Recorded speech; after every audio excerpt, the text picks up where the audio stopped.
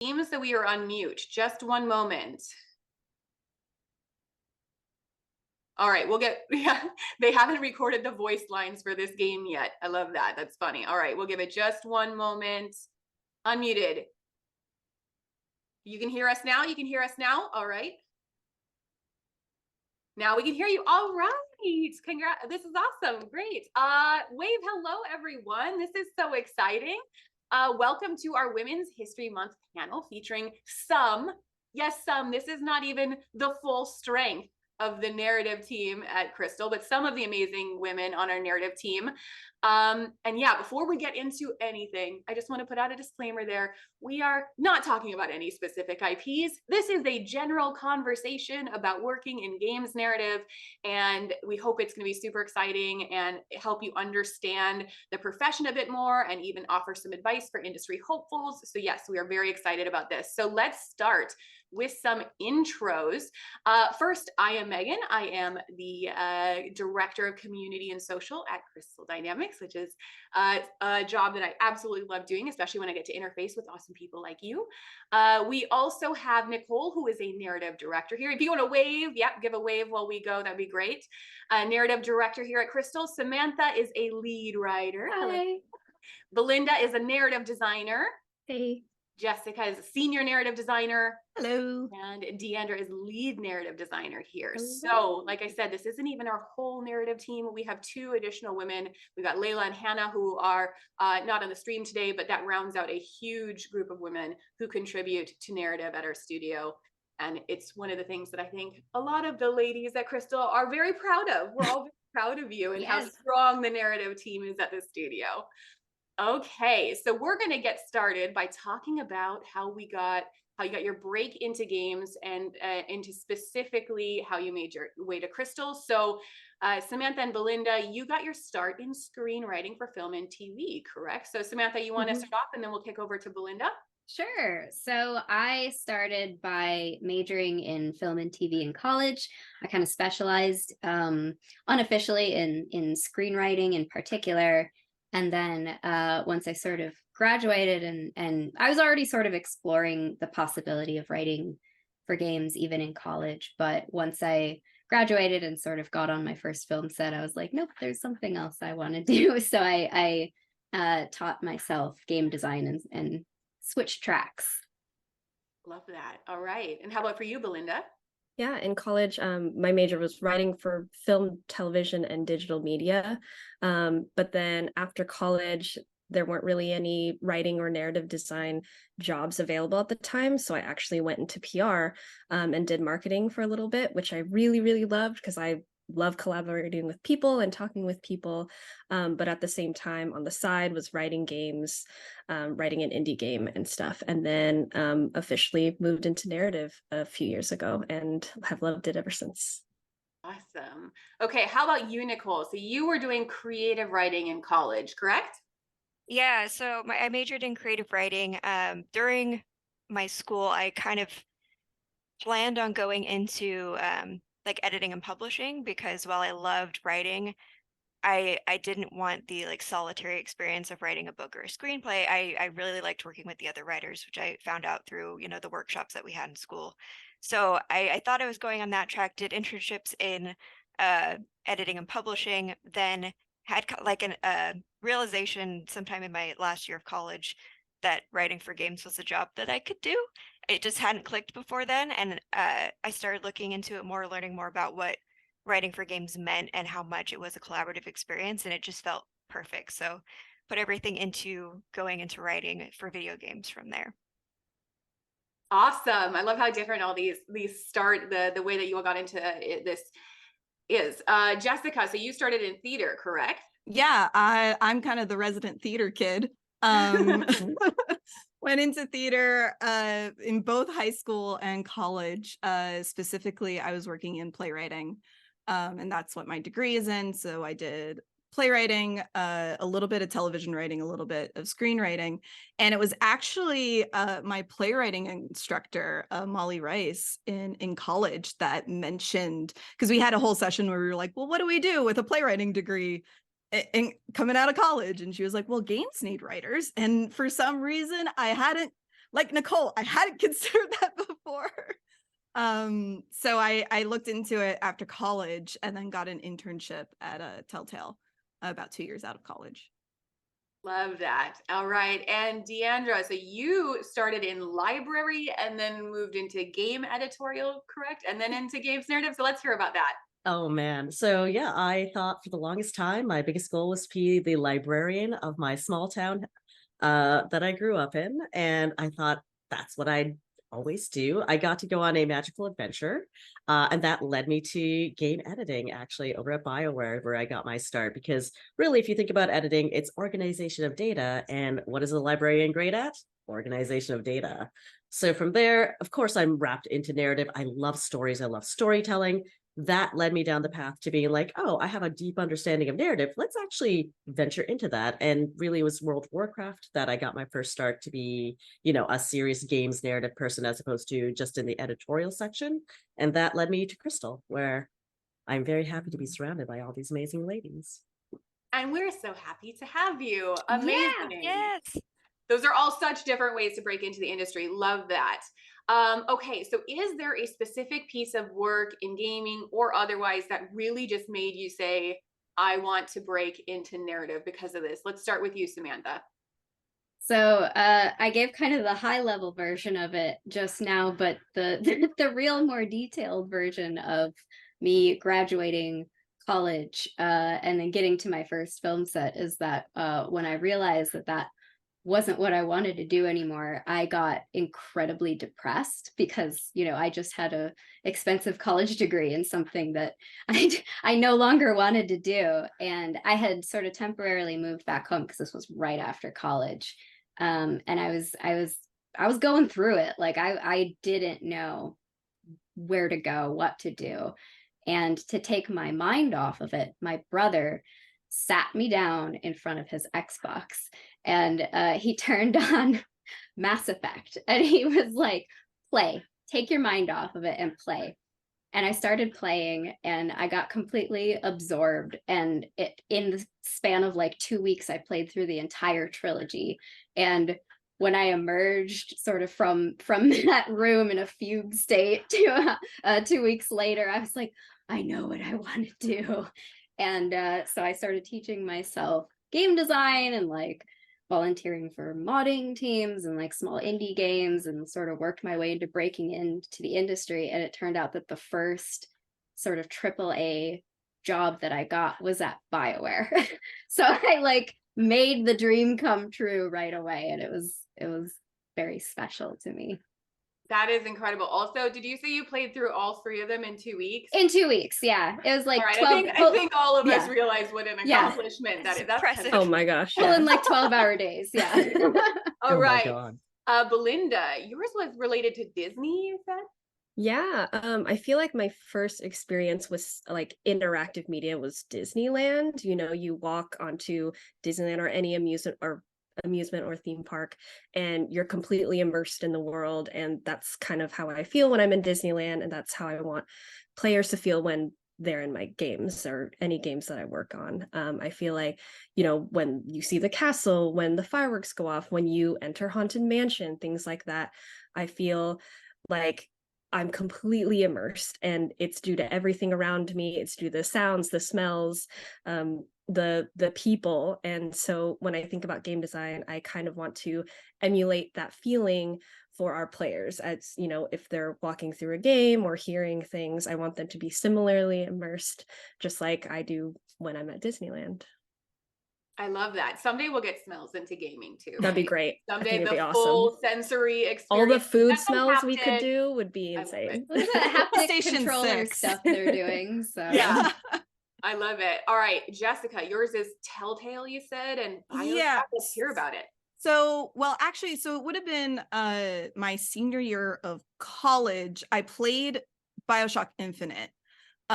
It was right before I came back for spring session. I had 3 days before spring session, and I was like, oh no, I gotta finish this game now. So I finished it in 3 days, and I was like, wait, writing can be like this for video games? And then I started to just play a lot more narrative video games, and one of the ones that I really got attached to was The Wolf Among Us from Telltale.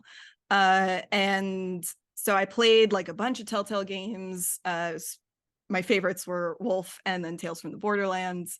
And then, yeah, they had an internship opening and I was like, I don't know, I'm out of college. I don't know if I qualify for this. And I applied anyway. And here I am. I love that. And we'll get into the importance of applying anyway. Yes. A little bit later. Nicole, yours is also related to some telltale-ness. You want to chat about that? Yeah, so I mean, there wasn't a specific game that made me want to go into games narrative. It was more of just kind of a buildup of all the games I had played so far, and then like seeing classes offered for that has made it click for me. But I remember like one game was playing The Walking Dead from Telltale, and it's what made me decide to apply there, and that's the first game job I got. So like I was playing a lot of games, and I remember I got it as a gift from my now husband. He got me The Walking Dead and was like, "You're gonna love this." Sat down, played it like back to back. I remember getting to the final episode and I was sitting in my apartment living room like sobbing. My roommate came in, was very confused. But just being in awe of how emotional they were able to get the player with that game and really develop a deep and interesting story. And so I immediately like looked up Telltale, saw that they had an opening and applied just in case. And yeah, it ended up being my first game writing job. Love it. And Deandra, what was the piece that really inspired you? Just want to take one quick second to say that I've known Nicole for a minute now, and I actually got to see her Walking Dead test, and I will say it's one of the most impressive pieces of writing I've ever like. There was one moment that both me and my partner saw, and we were like, "Oh, she's gonna get this job because it's fantastic." She it was top tier. Unsurprised they picked her up Deandra. immediately. Amazing to hear. So it's talented woman. So mine is I never thought that I could be more to put it quite bluntly. I would play video games like Final Fantasy VI stands out in my mind because that has like an amazing twist and I love that game. I know all the Final Fantasy VII fans, I like it too. 6 has my heart. But I looked at that piece of media and I was like, oh, I wish I could do this. There's probably nothing for me to do. But again, I had a transformative magical adventure where I left home, I went to another country and came back, and then opportunity arose with BioWare. And I realized maybe there is a way for me to do this because I do have transferable skills. Let's see, what's the worst that could happen, right? And magic happened. But it was always thinking about, I wish I could do this. There's probably no way. Oh, maybe there is one. Take those chances. Love that. All right. So now we're going to get more specific into the types of work there is in narrative. And I know there's a lot of like blending and that things are different at different companies and so on, but we'll try to give like a general scope of it. So starting with writing, then we'll get into narrative design and then direction. So let's start with writing. Belinda and Jessica, you, as you focus on writing, let's jump into that. What would you say the responsibilities of a game writer are? And we'll start with you, Jessica. Yeah. Oh my God. The gardener is outside. I don't know if you can hear that. Oh, you're good. We can So hear I you. have to apologize. Yeah, so game writing involves a lot of script writing. We write, cinematic scenes as well as combat barks. Anything you pick up in a game, usually we have had our grubby little fingers on it to make sure that we're delivering story as much as possible in as many ways as we possibly can.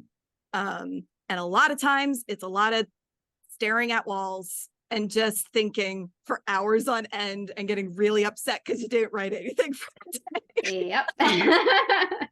Writing isn't always words on paper. It's sometimes Exactly. staring at a wall or A lot eating of a times snack. it's just thinking very hard. I love that. I love that. Belinda, anything to add?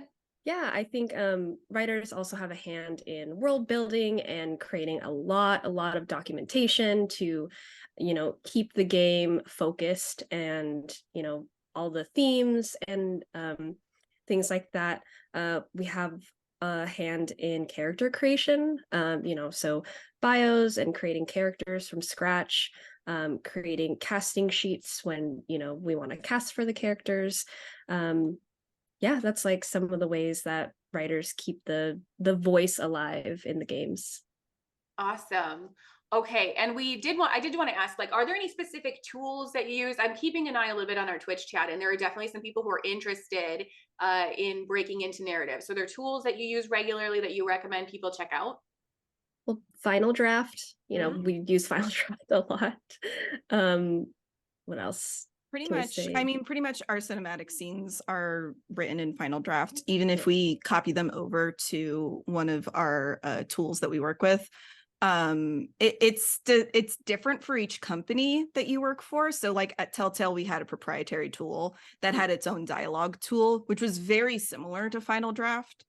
And a lot of companies do the same. I know like Bioware had a proprietary tool. I know Obsidian has a proprietary tool. You work a lot in Excel or Oh Google yeah, Sheets. you write a lot in Excel. So much in Excel. Like that's where a lot of our like combat barks live, for like Avengers and things like that. So it's kind of, I would say Final Draft is important to know. Google Docs is important to know. Excel or Sheets is good to know. And then a lot of tools you'll just like learn on the job. Got to learn on the job. And that's something that Mhm. you hear so much about industry advice as a whole, is that you're going to have to relearn so much at any new company. So just being able to learn how to learn and be able to hit the ground running is so important. So And I just Samantha, wanted to, sorry, I just want to interject that if you yeah. ever want to try and simulate, a proprietary tool, Twine is actually a really good way to sort of Yeah. practice Yeah. on a similar type of tool. Yes. Love that. Well, we'll stick with you, Samantha, because I'm from a writing lead standpoint. What else does that include on top of the things that were just described? Yeah, so it's all of the above that Jess and Belinda described, but then on top of that, the lead writer kind of runs writers' rooms and feedback sessions and makes sure that the sort of voice is unified across the entire game. Attends a lot of meetings, like so many meetings, to sort of represent narrative interests in every facet of the game, from combat to environment art to character art to basically everything you can possibly think of. I'm in those meetings and I'm collaborating with people. I love that. And I have a feeling, Nicole, you're going to be able to big relate when we get to you. But next up, let's talk about narrative design. So Deandra, do you want to give us an overview of narrative design and what your role as a lead narrative designer also entails? Sure. I'll say that actually the Venn diagram of lead writer and lead narrative designer are not quite a circle, but they're close. Because a lot of times in our industry, we're a little bit young still, so the terms are used interchangeably. So a lot of the duties that a lead writer has is also that of a lead narrative designer. But usually the distinction is made that a lead narrative designer is a touch more technical.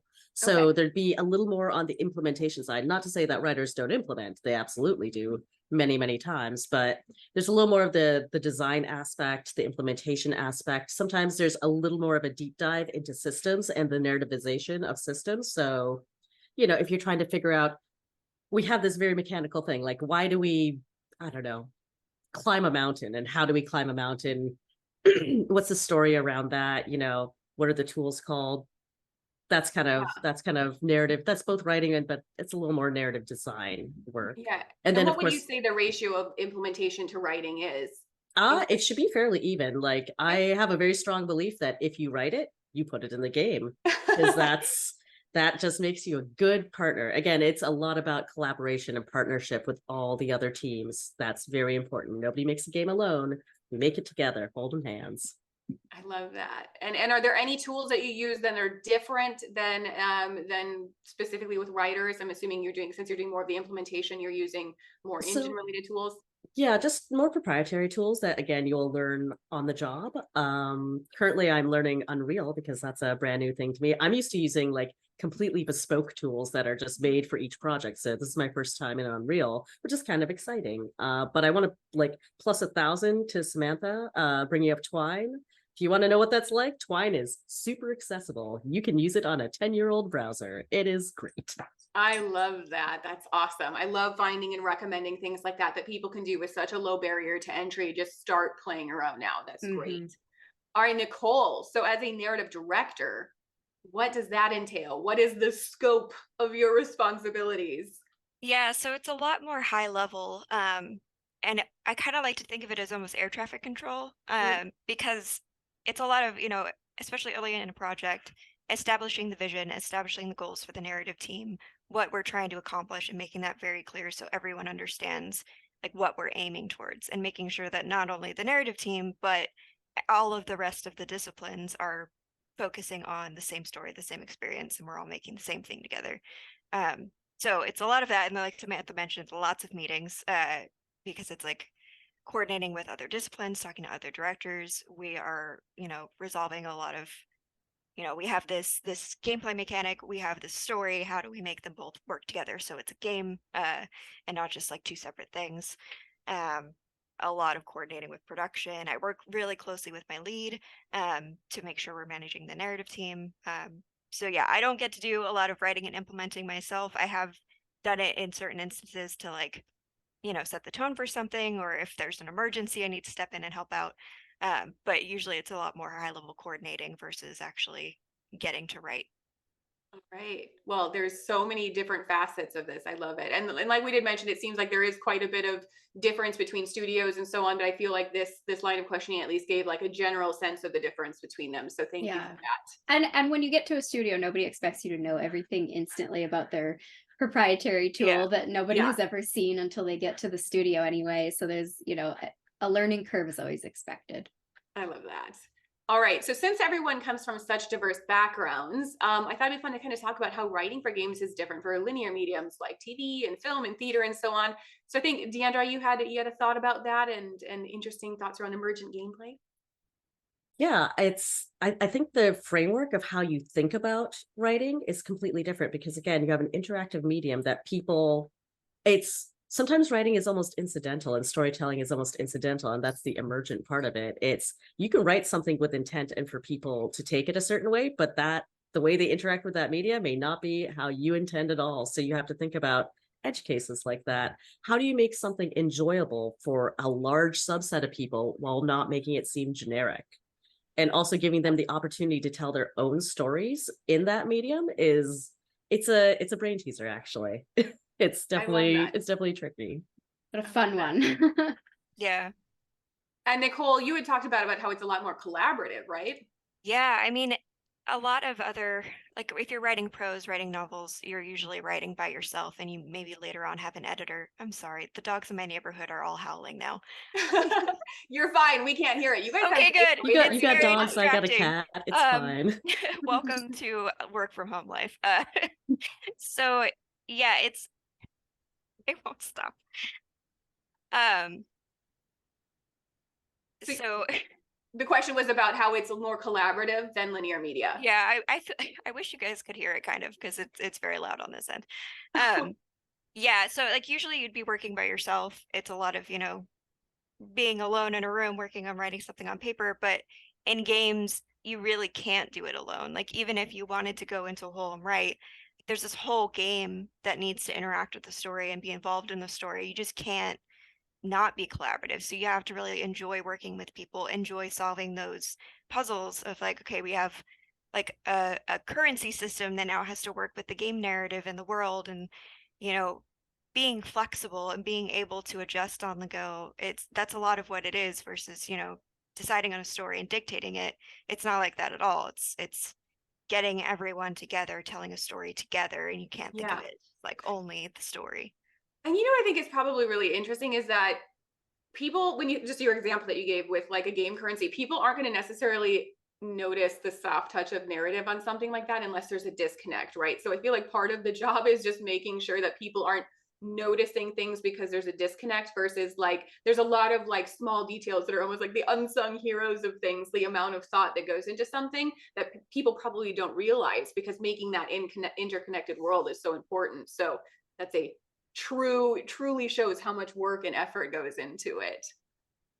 Okay, great. Next, we were going to talk about some tips for helping become a better writer. And I know that I did see a question in chat specifically about some books and so on. And so that might be an area that we can chat about.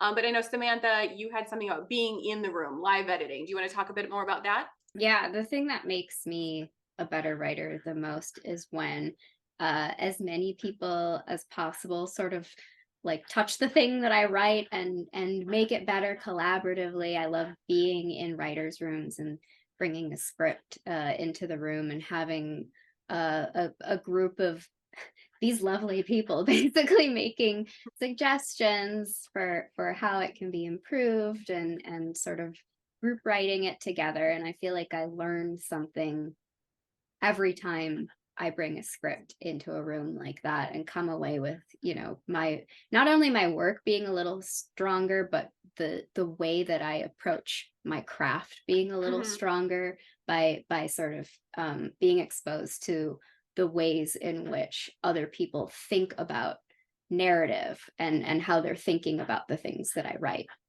Yeah, I love that. And I think you had previously mentioned it's the friendly attacking of work. It's Yes. like a friendly way to just like look at the work and say, how can I help you improve this? Yeah. I love the And way. it teaches you to be egoless too. Like it Yeah. teaches you to bring something that's sort of imperfect and trust that everybody's going to help you walk away with it being perfect.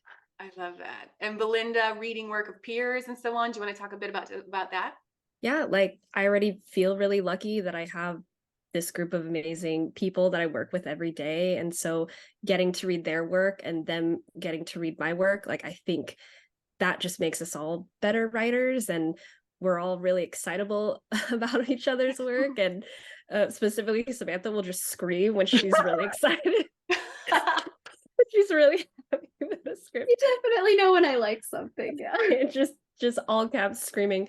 And so like I definitely have weaknesses that I think in my own work, and there are people on this team that do dialogue better or character voice better or action descriptions better.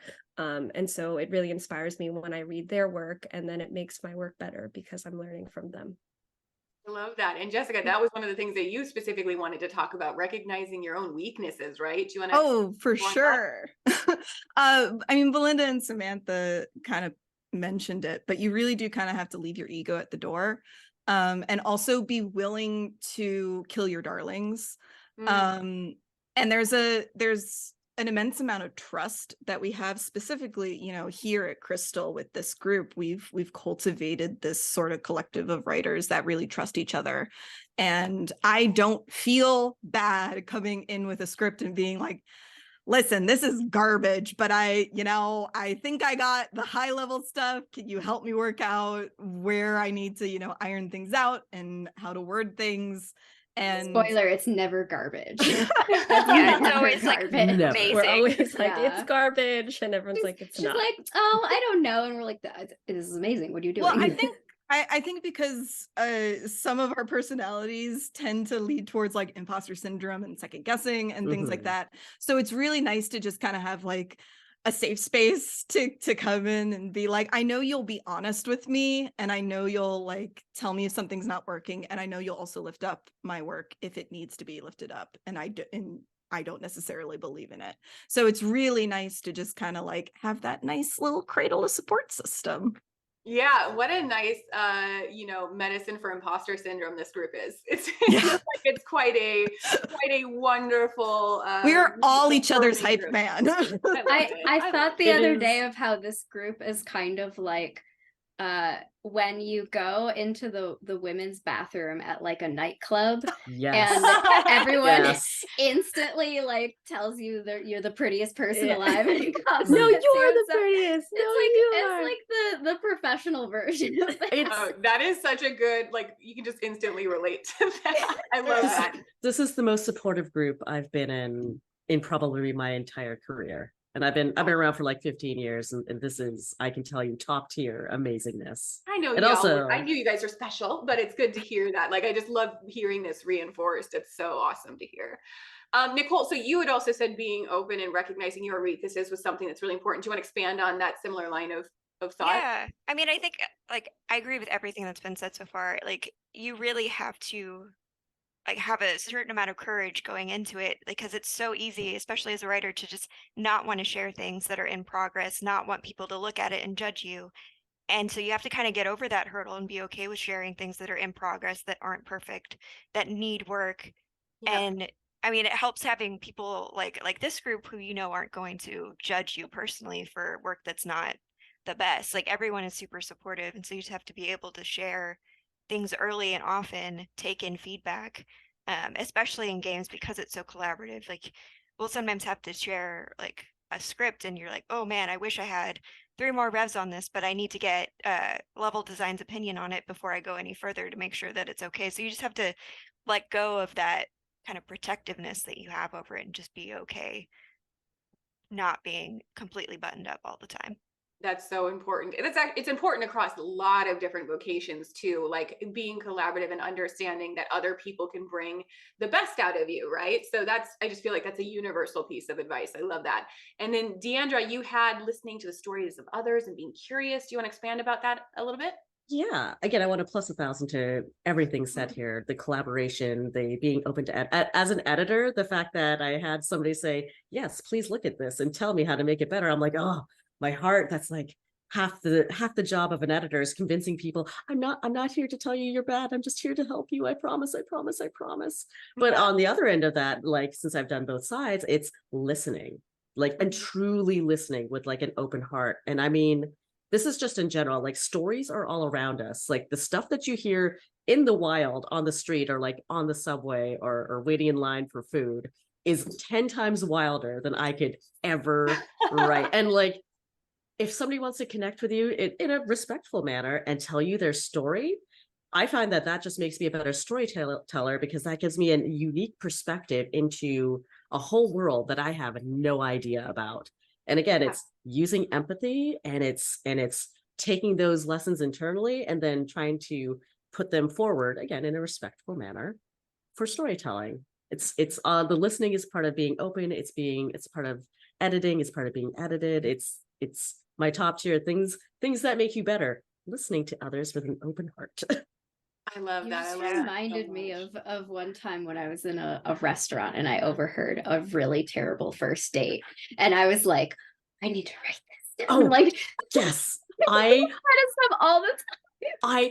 I take down every single terrible first date and every single I heard about a Christmas that had gone awry between a him and a her, and I have that thing. It's saved. Saved for all I don't know when times. I'll need this, but someday the moment will come. I had professors because I went to college in New York City. So I had professors for playwriting that basically were like, your job is to go on subways and ride them for as long as possible. I don't care if you wear headphones and you just mute your music or whatever, but you're going to sit there with a notebook and you're going to write conversations that you hear. Wow, that's fascinating. I love that. But it just makes so much sense. We're hearing it out loud. That makes so much sense. That's amazing. And I know you said that someone in chat mentioned like actual like books and resources and things like that. We've talked about Twine for games specifically. I think Twine is a great tool. There are books that will like quote unquote tell you how to write a story, but I find them very limiting. I think your creativity as a writer is always going to be so much more vast than any of those like by the book kind of here's how you write a story kind of resources. One thing I will say, because we deal a lot with screenwriting format, is I actually have it here. Oh Let's yeah, see. we have a visual screenwriter's Bible. It is just bare bones. How do you format stuff? Yeah. And I find this infinitely more useful than like philosophical, this is how you write a story sort of resources. Because once you know how to like format the thing, then like the world's your oyster, baby. I love that. I love that. Yeah. And this is, I feel like this is one of the standard ones, right? What did you say? There was a book about killing a cat that you just didn't resonate. Save the cat. Save the cat. I honestly, I feel like sorry, for cat. like Deandra's cat, close its ears. I feel like for like your if you're just starting out and you've never written a story before, Save the Cat is a really good book to read to help you get the absolute basics, but you're going to want to break out of that Yeah. once Okay. you've Pretty got quickly. it down. Yeah. I think the best thing to do is like read a lot of different versions of that kind of book Mm. so that you can get, because often they'll contradict each other too. Like they'll have different ideas, and that's just the truth. Yep. It's like writing stories, there isn't a formula for it, but reading all of those different like perspectives can be helpful, because now you're like, okay, I'm listening to a bunch of experts, I'm taking in what they're doing, and then I'm going to figure out what works best for me. Mhm. So things like lessons from the screenplay is awesome too. Like just make sure you're not reading one book and treating it like this is exactly what I Yeah. need to do and it's a formula and it'll be great. Read a lot of different things. Yes. It's a Also- human And- experience. My Yes. breath. Yeah. And I feel like teaching yourself about game design is particularly important as Mhm. well. When I was sort of teaching myself, I Mhm. used I think it's called The Art of Game Design, a book of lenses. That is also sort of the basics, but if you don't know anything about game design and you want to like learn about it in order to write for games, Mhm. it's a really good place to start. I would also suggest it's not one for one, but just reading scripts for movies or TV that you really, really Mhm. love, because at the end of the day, it's still words on paper that are being translated to something on a screen, which is very similar to, part of what we do. And so when I need to be re-inspired or anything like that, I will just read scripts, and they're usually available digitally online in PDFs, especially around award season like Oscars, Emmys, things like that. And you could just, Google them, and you can just find a PDF and just read through them, and then watch the movie or watch the episode afterwards and see kind of where they translated it and brought it to life. And that to me helps me a lot.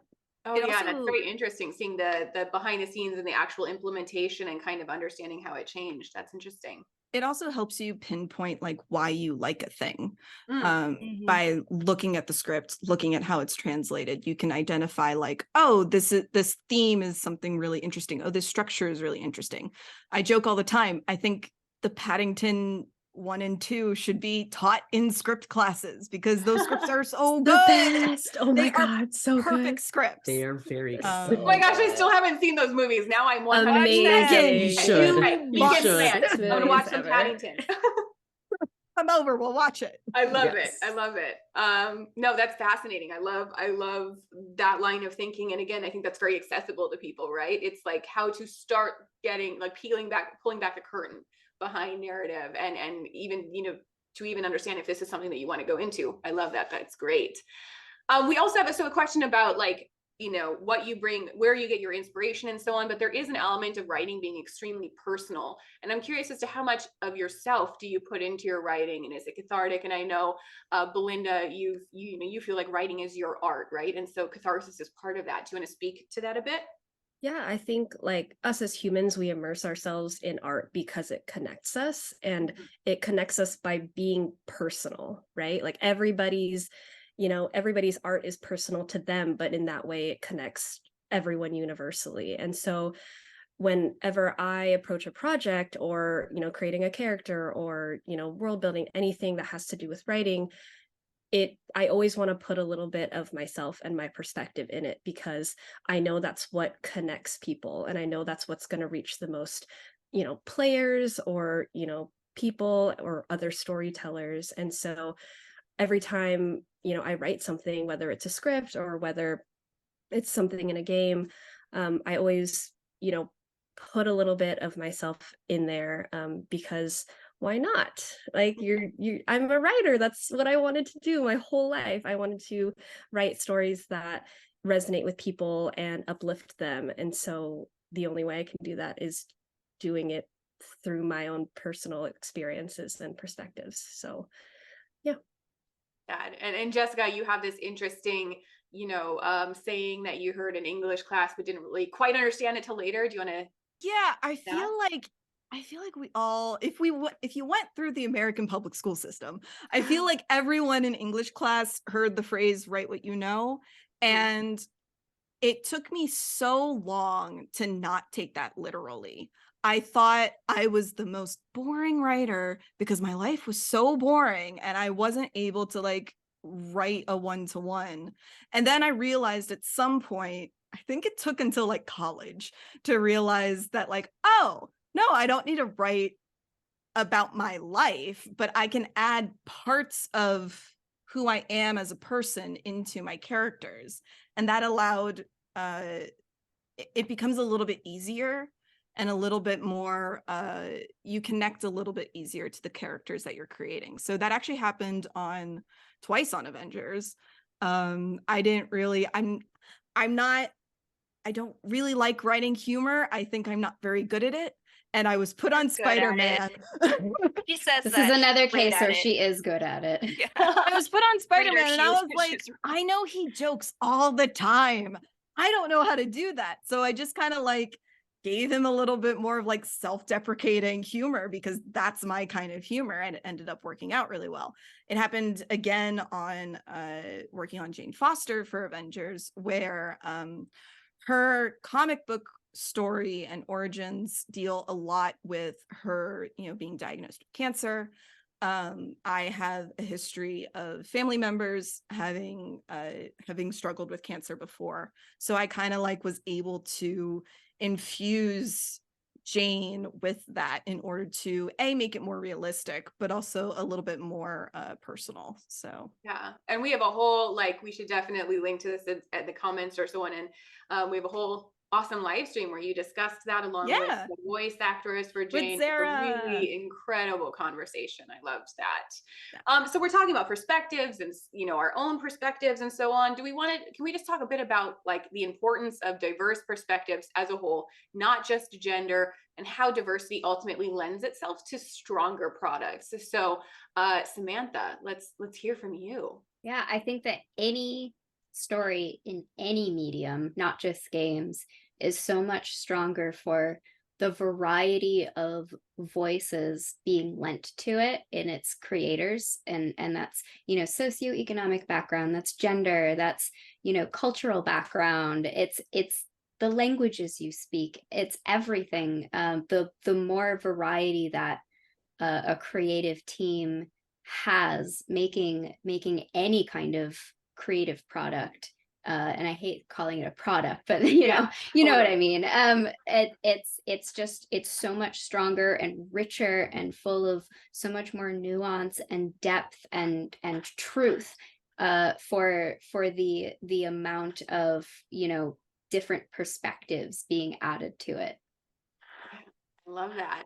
And Deandra, you had a thought there too, a thought there as well about the different stories that you're telling.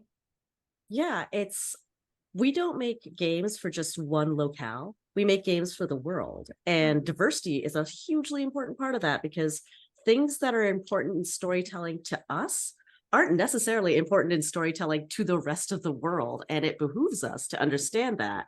And while we may not be able to just like solely cater to like one story per one region, because that would be an insane amount of writing, the thing that you have to look at is the common themes, and what are the themes that hit everybody? Like, what has us all sad? What has us all love? What has us all be upset? And that is really tapping into humanity itself. So you tend to make a better story that reaches a wider audience if you have more diversity, because you get in different aspects that people understand. And I'm sorry, this ridiculous creature is like kisses. Oh my gosh, I moment. love this creature. What is this? What is this cat's name? So this is professional editor Lyra. Lyra. Lyra Scratchy Tongue, and the orange one, the orange one is Serafina Peccola. And if you hear tiny snores in the background, that's Mr. Doberman, Pantalaimon. I feel And like we can say animals are the best like partners when it comes to work. Come they on. are. She gives great critique. She also lets me know when I've had enough time and I should stop work. And she's really on top of her stuff. I had this reoccurring dream for a long time that my cat Donut was the creative director on Mass Effect, which I have no idea where that came from. I but would play that. Absolutely. I just ran with it, and I was like, "All right, Donut, how was work today?" So sure, cats are the best. Well, I'm biased. Yes.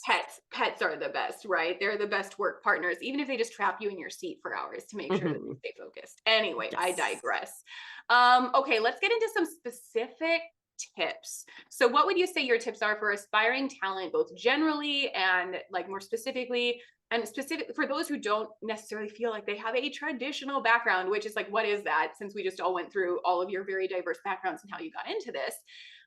So Samantha, let's start with you in terms of what you would say to people who want to get into narrative. I think that while, formal education is, always helpful, it's definitely not necessary to get into game writing. I know that I had sort of formal education in screenwriting, but I don't think even that's necessary. And, teaching yourself game writing, like I said, joining modding teams. There are a lot of teams out there who just for fun as a hobby are creating entire new worlds inside of games that exist with the sort of modding tools that are provided, and either joining a team like that or starting up a team like that, you get that sort of learn by doing experience that you normally would have to wait until your first job to get.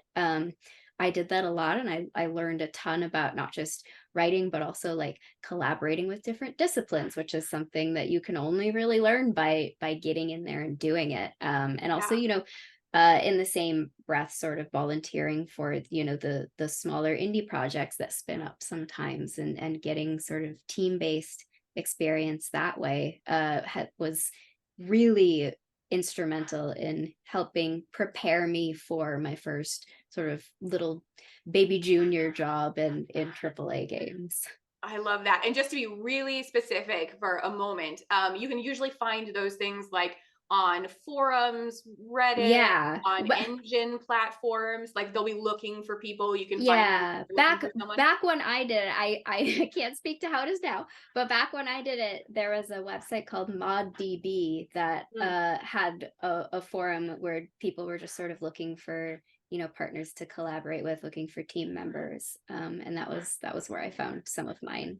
I love that. There's always people, because there's someone that they need a narrative person because there's someone who's trying to do the exact same thing for programming or for art or so on. Yeah, Bringing exactly. those people together is so important. I love that. And the thing about a mod team is, that it's rare that they're going to say, no, we don't want more help. Yeah. So Exactly. just asking, like just reaching out to the people who have those sort of projects going and asking if you can help out. Yeah, I love that. All right, Jessica, I love this. Apply anyway. Yeah. Expand. Yeah.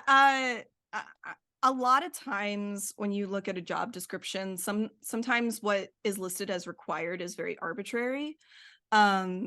Like I said, when I applied for my internship, it specifically was asking for people who were still in school, and I was 2 years out, and I almost didn't apply. And then I don't remember who talked to me. It might have been my dad, because my dad is always like, what's the worst that's going to happen? They say no. Big deal. And I'm like, you know what? You're right. So absolutely apply anyway. Specifically for writing, we often will ask for writing samples, and your work will speak for you. Yeah. A lot of the times. A lot of times we don't care whether you have 5-10 years experience. If your writing is good, we are going to fight to have you on our team. I love that. And Belinda, this is relevant to you, right? Like that's why you ended up applying at Crystal? Oh, absolutely. It was actually a tweet that Samantha did, like quote tweeting the like job application, and I was like, I don't know, maybe am I right for this? And then she had said, like, if you're sitting here thinking about this and you don't think you apply, like it applies to you, you should still do it anyway, like marginalized voices, blah blah blah. And I was like, all right. And then it worked out, obviously, because I'm here. And look at her now. I love that. And even just, I remember that tweet, Samantha. Like I remember seeing it, and just seeing the amount of people that were encouraged by it was so rewarding. Seeing people say, you know what, I'm going to, and just getting that little bit of confidence. It was so wonderful to see. So Belinda, your advice though is about your dream jobs. Do you want to share a bit about that? My advice to anyone that wants to break into the industry, any industry, is just be ready for your dream job, because you never know when that opportunity is going to arise. Like you could be on the bus and the person next to you is a director of, at your favorite studio, and turns to you and is like, I want to hire you to be on the narrative team. Do you have something for me? And that is your opportunity to give them, samples or any, examples of your writing. But if you're not ready, then that opportunity is just going to pass you by. And so I think really good advice is just to always be ready. Like, you never know. And like the opportunities that have come to me have always been, places where I've been like, yeah, I want to be a writer. And they're like, really interesting. Do you have something I could read? And I'm like, yeah. And then I just, give them just a little script that So important. yeah, that shows how well I can write, and also like what I want to write. I want to write women. I want to write about my culture and how that's important to me. And then, it's up to them if they, want you or not. And then it works out. But if you're not ready, then that opportunity is just going to go and you're going to kick yourself. So just always I be love ready that. for your dream job. Have samples that, show who you are as a person. Again, like, put yourself into your work, because everyone can be an amazing writer, but what is the voice that you're bringing to this project? So yeah, I think I love that so much. And I don't interject too much with personal stories here, but I would like to say one of my first dream job before Tomb Raider, because I didn't even know that I could work on Tomb Raider at the time, was to work at Game Informer magazine. And I was told to apply when the associate EIC saw on my MySpace profile that it said future Game Informer editor. And he contacted me and was like, all right, show us what you got. So I stayed up all Oh night my and gosh, Cerberus, but like literally, like, amazing. you can manifest that stuff into Yeah. reality. Like, if you put it out there and you're Yeah. prepared, it can Yep. happen. And I then think that was so funny when I got that. I almost died too. I was yeah, like, this is the moment. Anyway, just rise to the occasion, I and love it. it'll be yours. Okay, Nicole, we've got about college and writing groups and stuff. Do you want to share your advice? Yeah. So, I mean, I completely agree with everything that's been said, especially like being prepared for that opportunity that arises. Like, and part of that is prepping, your writing samples and your resume. And I know a lot of people talk about, well, I haven't had a professional job. I didn't go to school. How do I get that experience needed? And so one of the things I say is like, you don't have to go to school for writing to become a game writer. You don't have to go to school for game design.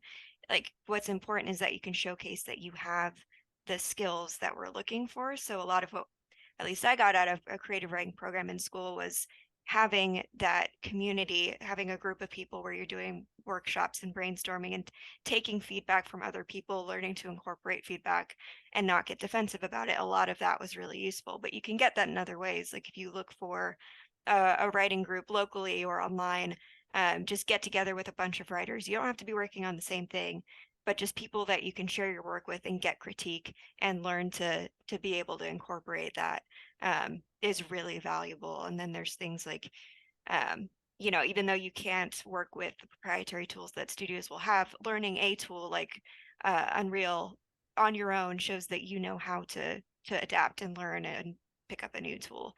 So things like that, always look at kind of what the requirement is and think, how can I get that experience on my own? And Samantha had a good example too of the modding teams. Like, seek out the experience so that you can put that on your resume and just be very clear of like, I did this and this shows that I'm capable of like collaborating with the team. I did this and I'm now practiced in taking feedback. That kind of stuff will really help you. I love that. And Deandra, you've got believing in yourself. Yes. So again, plus 1,000 to everything that everybody has said, but believing in yourself, that kind of stems from, again, I mentioned earlier, I never thought that I could be more, if you will. Like, I grew up in a situation where I was like, nope, there's a hard limit on who I can be. And that's not true. You just have to truly believe in yourself. And that even represented itself as late as like when I got the job at Crystal. It's much similar to Belinda. I saw Nicole's tweet about the lead narrative job, and I was like, I don't know, maybe like I was at a low point in my life there, feeling like maybe this isn't something that I can do. Maybe I'm just fooling myself. And I'm like, nope, we're gonna believe in ourselves and we're gonna apply. And I did, and here I am.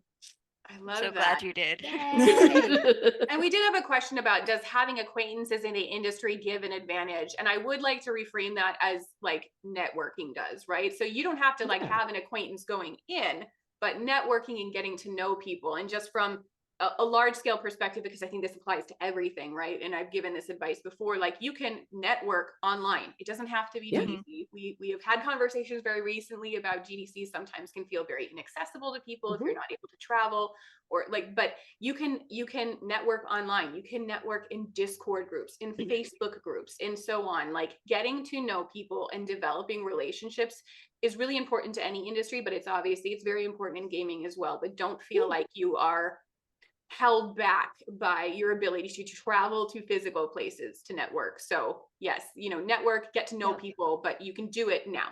Well, I networked on Twitter from my bedroom in the backwoods of Wisconsin. So I Yeah. didn't know anyone in the game industry until I was at Telltale. Like the internship was my foot in the door. And then I was put on Nicole's project. And like, so all of my networking happened after I got my internship. So you don't even need to do that. But I also like have met so many people through Twitter, and we haven't met in person. And we just like, we vibe really well on Twitter. And that's kind of like how you grow your network. Yeah. And I think too, oh, a lot go of ahead. people think, oh, you need to know someone at the company that you're applying for. But it's not like I didn't know anybody at Telltale when I applied there.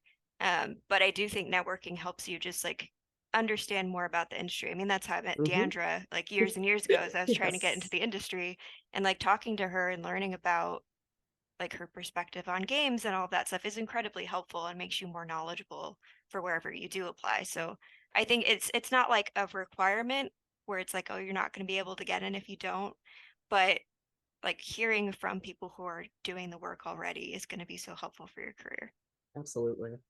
This is gonna sound strange, but like just applying is networking too. Mhm. It has been, I think, twice now that I've interviewed with someone at one company and didn't get the job. And then a couple years later, they call me up from a different company they're at and are like, hey, I know you didn't get that job before, but like you really impressed me in the interview. Do you want to try again at this studio? Yeah. And then Oh, I yeah. get the job that time. So like it's interesting the sort of avenues with which you end up meeting people. You I love always that. remember cool people that Mhm. are awesome. And And nice just because it's people. not, yes, and just because it's not Nice now people. doesn't mean it's never. It's just Right. not now. And you keep them in mind if they're cool and put them forward because it's awesome to see. Well, Yeah. also like talk about your dreams to your network Yeah. and your friends, because if this person can't do something for you, maybe this person knows somebody, and you don't know that maybe they're in a conversation somewhere without you, and they're like, oh, I might need a writer soon, and if you come to mind, then that's your opportunity. And so always, and also be respectful when you're networking. It Mhm. more times than not, I know everyone in this room has had networking situations where people approach us in a way that's like, I want your job. And that's the only reason why I'm talking to you. And, don't do that. Be really respectful. And like, you never know who will lend you your time. Like, funny story, in 2017, Deandra's husband Brian was at a GDC thing, and he was the only narrative person there, and totally I was just a small person, wanting, in college, wanting to break into the industry. I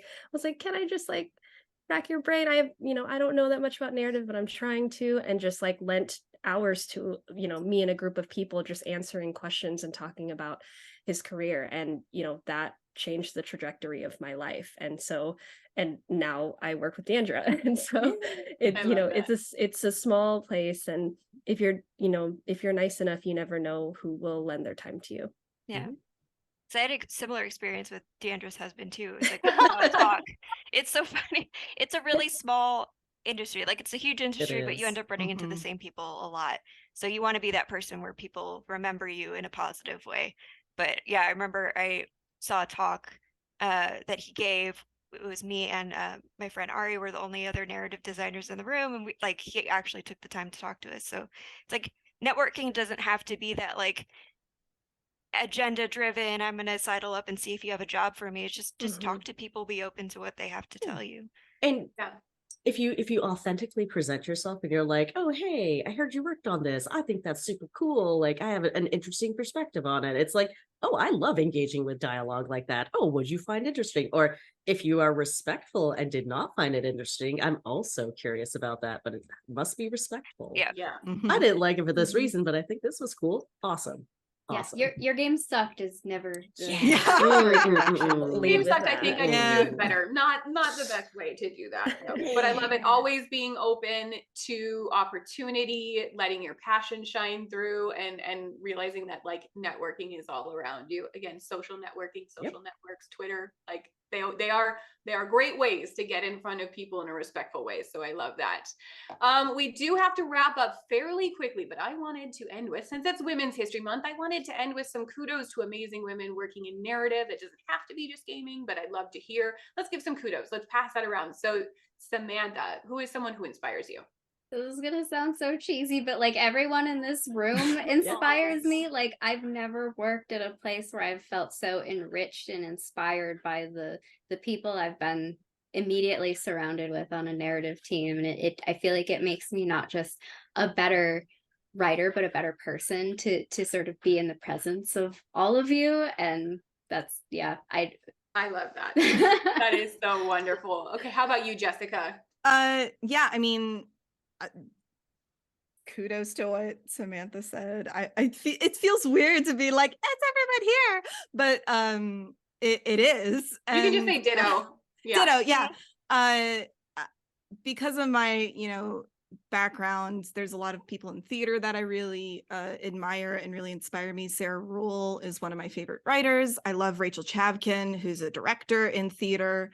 For games, Nicole has like been my rock since I got into the industry. I've known her since I've started. I've been on 3 projects at Telltale with her.